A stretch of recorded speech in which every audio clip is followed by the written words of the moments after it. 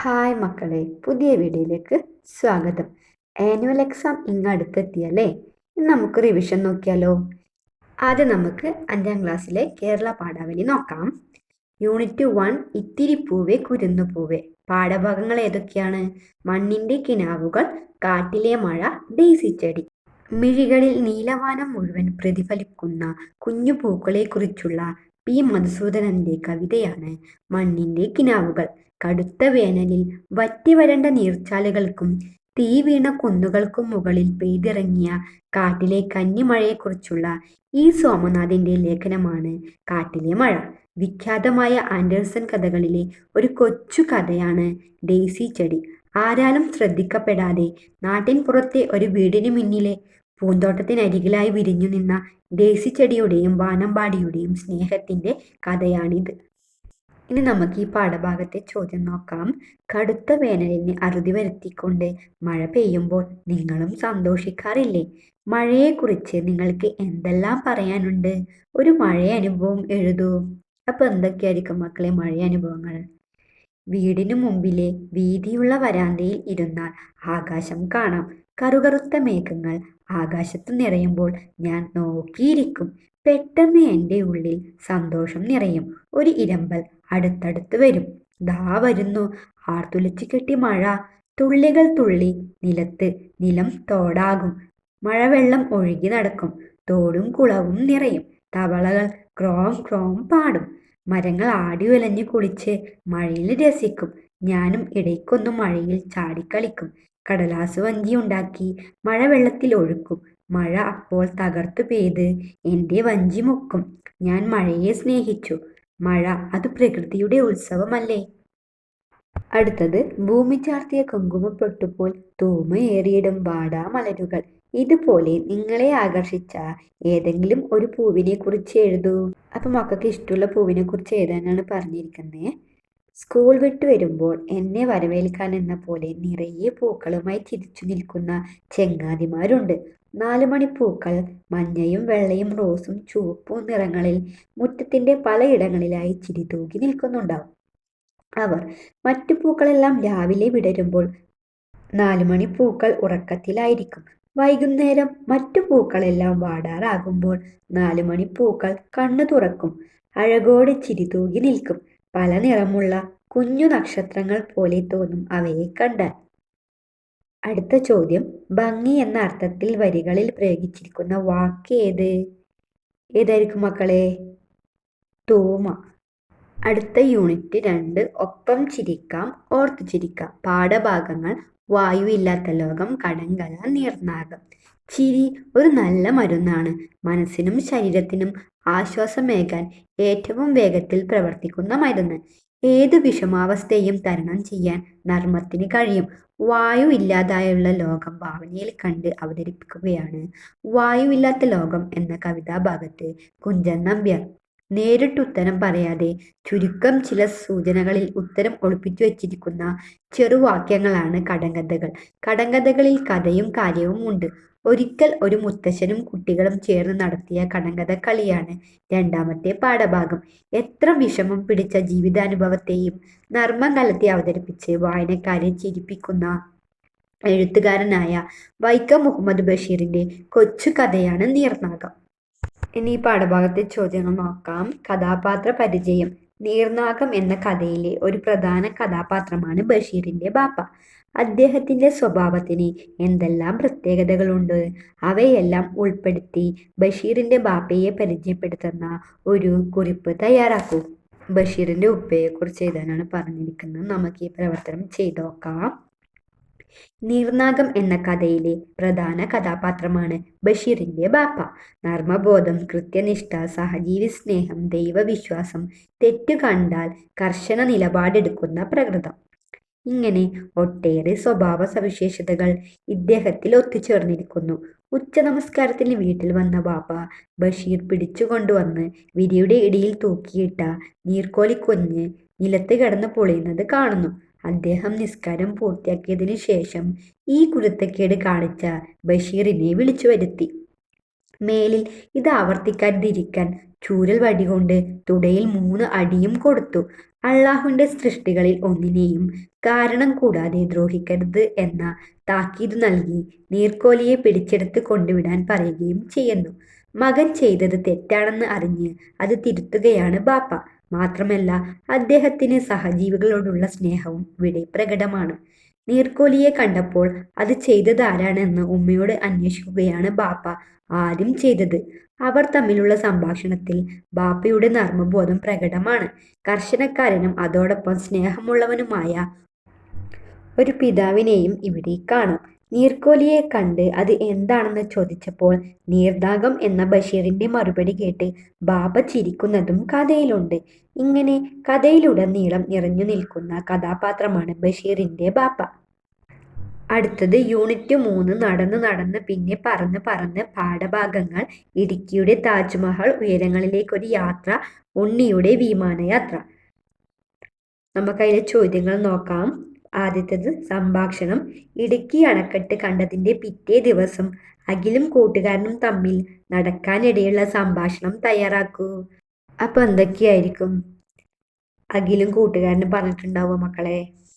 മിഥുൻ: നിങ്ങൾ താജ്മഹൽ കാണാൻ പോകുമെന്ന് പറഞ്ഞിരുന്നല്ലോ, എന്നാണ് പോകുന്നത്? അഖിൽ: താജ്മഹൽ കാണാൻ ഉടനെ പോകാൻ കഴിയില്ല, കുറച്ചുകൂടി പണം ഉണ്ടാക്കണം. പക്ഷെ ഞങ്ങൾ ഇടുക്കിയിലെ താജ്മഹൽ കാണാൻ പോയി. മിഥുൻ: ഇടുക്കിയിലെ താജ്മഹലോ? അതെവിടെയാ? അഖിൽ: ഇടുക്കി ഡാമിനെ കുറിച്ച് നീ കേട്ടിട്ടില്ലേ? കുറുവൻ മലയും കുറത്തിമലയെയും കൂട്ടി യോജിപ്പിച്ചുകൊണ്ട് പെരിയാറിൽ പണിതിരിക്കുന്ന ആർച്ച് ഡാമാണിത്. മിഥുൻ: നിങ്ങൾ ആർച്ച് ഡാം മാത്രമേ കണ്ടുള്ളൂ? മറ്റ് 2 അണക്കെട്ടുകൾ കൂടി അവിടെയുണ്ടല്ലോ. അഖിൽ: കണ്ടു. ചെറുതോണി അണക്കെട്ടും കുളമാവ് അണക്കെട്ടും.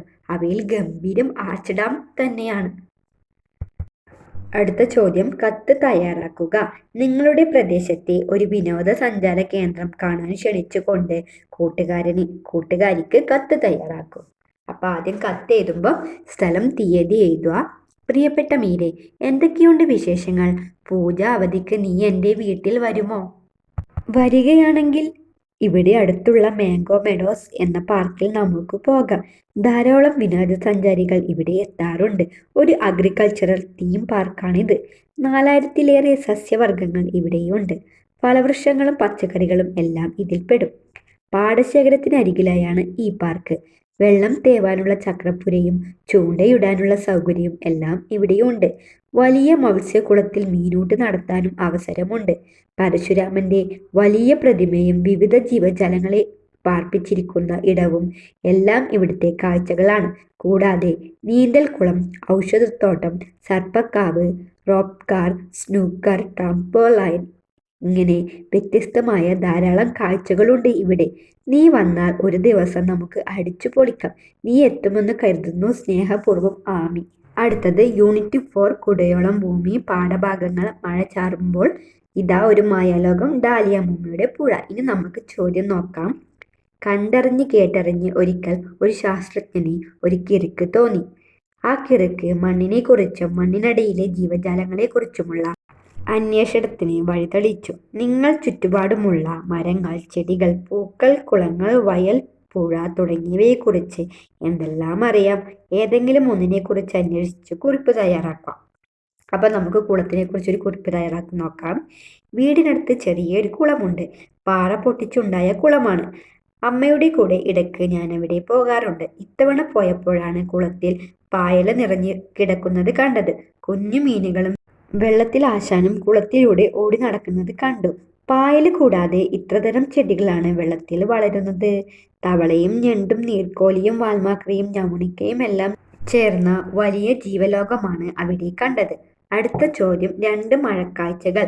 മട്ടിപ്പാവിലിരുന്നൊരു കുട്ടി മഴ കാണുന്നുണ്ട്. പട്ടുകുടയ്ക്ക് പുറത്തൊരു പടപട കൊട്ടുകൊടുക്കും മട്ടിൽ തൊട്ടൊരു കൂരയിൽ നിന്നൊരു കുട്ടി മഴ കാണുന്നുണ്ട്. പൊട്ടിച്ചോരും പുരയിൽ നിന്നും ഞെട്ടിയെണീക്കും മട്ടിൽ ഈ ജിന്ന്. 2 കുട്ടികളുടെ മഴയനുഭവമാണ് മുകളിലെ വരികളിലുള്ളത്. മഴ വ്യത്യസ്തമായ അനുഭവങ്ങൾക്ക് കാരണമാകുന്ന എങ്ങനെയെല്ലാമാണ്? കുറിപ്പ് തയ്യാറാക്കൂ. അപ്പൊ എന്തായിരിക്കും മക്കളെ? 2 കുട്ടികളുടെ വ്യത്യസ്തമായ മഴയനുഭവമാണ് കവിതയിലുള്ളത്. 2 കുട്ടികളും വ്യത്യസ്തമായ ജീവിത സാഹചര്യങ്ങളിൽ കഴിയുന്നവരാണ്. ആദ്യത്തെ കുട്ടി തന്റെ വലിയ വീടിന്റെ മട്ടുപ്പാവിലിരുന്നാണ് മഴ കാണുന്നത്. മഴ അവന് ആഹ്ലാദകരമായ അനുഭവമാണ്. പട്ടുകൊണ്ടുണ്ടാക്കിയ കുടയുടെ പുറത്ത് പടപട എന്ന് കൊട്ടുകൊടുക്കുന്നത് പോലെ താളത്തിലാണ് മഴ പെയ്യുന്നത് എന്ന് അവന് തോന്നുന്നു. ചോർന്നൊലിക്കുന്ന കുടിലിൽ കഴിയുന്ന കുട്ടിയുടെ മഴയനുഭവം മറ്റൊന്നാണ്. മഴ പെയ്താൽ ചോരുന്ന വീടാണ് അവൻ്റേത്. അതുകൊണ്ട് തന്നെ മഴക്കാലം അവന് പേടി സ്വപ്നമാണ്. മഴയുടെ പടപട ശബ്ദം കേട്ട് ഞെട്ടിയുണരുകയാണ് അവൻ. മഴ പെയ്താൽ വീടിനുള്ളിൽ മുഴുവൻ വെള്ളമാകുമോ എന്നാണ് അവന്റെ ഭയം. മഴ വ്യത്യസ്ത അനുഭവങ്ങളിൽ ഓരോരുത്തർക്കും നൽകുക എന്ന് ഈ കവിതയിൽ നിന്നും മനസ്സിലാക്കാം. അടുത്ത യൂണിറ്റ് 5 കടലോളം സ്നേഹം പാഠഭാഗങ്ങൾ. എൻ്റെ അമ്മ മരങ്ങളുടെ ഭാഷ പട്ടം പറപ്പിക്കട്ടെ. ഇനി നമുക്ക് ചോദ്യം നോക്കാം. അടികൊണ്ട് ഞാൻ ഏങ്ങലടിച്ചു കരഞ്ഞുകൊണ്ടിരുന്നു. പക്ഷേ ഇടയ്ക്കിടയ്ക്ക് മുഖം തിരിച്ച് ആ സ്നേഹഗംഭീരവും കണ്ണുകൾ തുടയ്ക്കുന്നുണ്ടായിരുന്നു. മകനെ തല്ലിയ ദിവസം അമ്മയുടെ മനസ്സിലെ ചിന്തകൾ എന്തൊക്കെയായിരിക്കും? സങ്കല്പിച്ച് എഴുതൂ. അപ്പൊ എന്തൊക്കെയായിരിക്കും മക്കളെ? പഠിക്കണമെന്ന് പറഞ്ഞ് വാശി പിടിക്കുന്ന മകനെ തല്ലേണ്ടി വന്ന അമ്മയാണ് ഞാൻ. എൻ്റെ നിസ്സഹായത ഞാൻ ആരോട് പറയും? പഠിക്കണമെന്നും വലിയ ആളാകണമെന്നും അമ്മയെ നല്ല രീതിയിൽ നോക്കണമെന്നും എല്ലാം അവന് ആഗ്രഹം കാണും. പക്ഷേ അച്ഛനില്ലാത്ത കുട്ടികളെ വളർത്താൻ ഞാൻ പെടാപ്പാടുപെടുന്നത് ആരറിയാൻ? കൂലിപ്പണി ചെയ്ത് മക്കൾക്ക് വയറ് നിറച്ച് ഭക്ഷണം കൊടുക്കാൻ പറ്റുന്നില്ല. സ്കൂളിലെ ഫീസും കൂടി ഇങ്ങനെ എനിക്ക് താങ്ങാൻ പറ്റും? മക്കളെ ഒന്ന് സ്നേഹിക്കാനോ ലാളിക്കാനോ അവരുടെ ആവശ്യങ്ങൾ സാധിച്ചു കൊടുക്കാനോ പറ്റാത്ത അവസ്ഥയായി പോയല്ലോ എൻ്റേത്. അടുത്ത ചോദ്യം. സംഭാഷണം തയ്യാറാക്കാം. ബേഷ്, അതായത് മോൾക്കും മരങ്ങളുടെ ഭാഷ വശമായി. അച്ഛൻ മോളോട് പറഞ്ഞതാണിത്. പിറ്റേന്ന് തൊടിയിലിറങ്ങിയ മകൾ പേരമരത്തോട് എന്തൊക്കെയാകും സംസാരിച്ചിരിക്കുക? പേരമരം പറഞ്ഞ മറുപടി എന്തൊക്കെയായിരിക്കും? എഴുതുക. അപ്പൊ നമുക്ക് ചെയ്തു നോക്കാം. മകൾ: നിന്റെ ശിഖരങ്ങളിലൊക്കെ നിറയെ കായകൾ ഉണ്ടല്ലോ. പേര: ആവശ്യത്തിന് മഴയും വെയിലും ഒക്കെ കിട്ടിയത് കൊണ്ട് ഇത്തവണ നന്നായി കായ്ച്ചു. മകൾ: അതുകൊണ്ട് എല്ലാവർക്കും ഇഷ്ടം പോലെ കഴിക്കാം. പേരയ്ക്ക: ആരോഗ്യത്തിന് ഏറെ നല്ലതാ. അണ്ണാനും കിളികൾക്കും ഞങ്ങൾക്കുമെല്ലാം വേണ്ടുവോളം കഴിക്കാനുള്ളതുണ്ട്. പേര: എല്ലാവർക്കും ആഹാരം കൊടുക്കുന്നതാ എനിക്കിഷ്ടം. അണ്ണാൻ ചില്ലകളിൽ കൂടി ഓടിച്ചാടി നടക്കും. കിളികൾ പേരയ്ക്ക പഴം കൊത്തിത്തിന്ന് സന്തോഷം കൊണ്ട് ചിലിക്കും. ഒക്കെ ചെയ്യുമ്പോൾ എനിക്ക് സന്തോഷമാകും. നമ്മളിന്ന് കേരള പാഠാവലിയുടെ കുറച്ച് ചോദ്യങ്ങളും ഉത്തരങ്ങളും ചെയ്തു നോക്കി. അപ്പോൾ ഇന്നത്തെ വീഡിയോ ഇഷ്ടപ്പെട്ടാൽ ചാനൽ സബ്സ്ക്രൈബ് ചെയ്യാനും വീഡിയോക്ക് ലൈക്ക് തരാനും മറക്കല്ലേ കൂട്ടുകാരെ. അപ്പോൾ നാളെ തന്നെ അടുത്തൊരു വീഡിയോ കാണാം.